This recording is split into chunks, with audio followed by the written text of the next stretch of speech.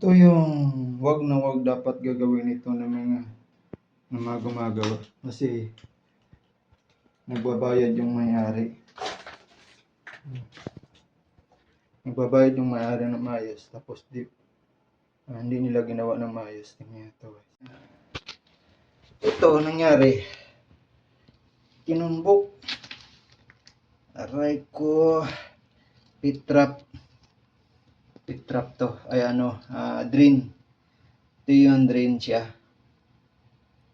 Drain. Ngayon, kala mo nakakonekta sa mga sa tapunan ng mga tubig.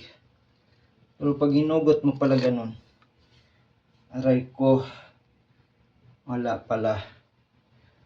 Nakatusok lang pala. Bato lang pala yun. Mga bato lang.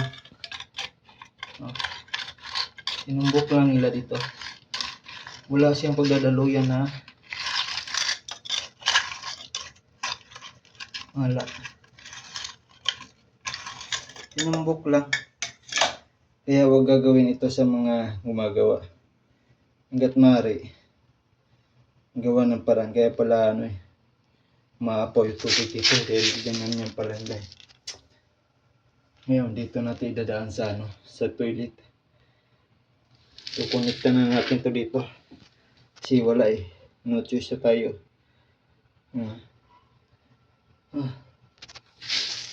Hirap talaga pag walang yan.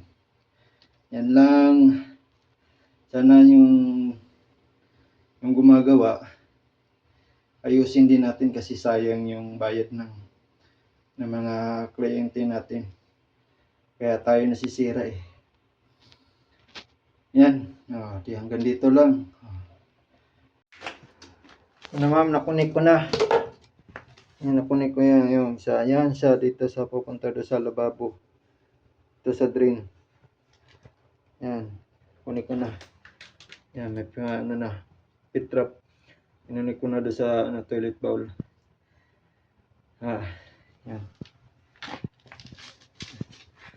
Kasi lupa na to rito Kasi ito, kunik ko na rin.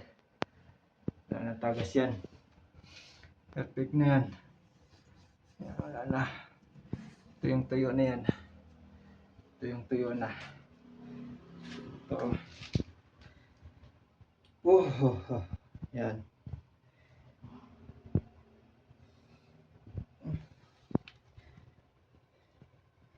Kunting chipping na lang para doon. Para ma-tiles na. Okay.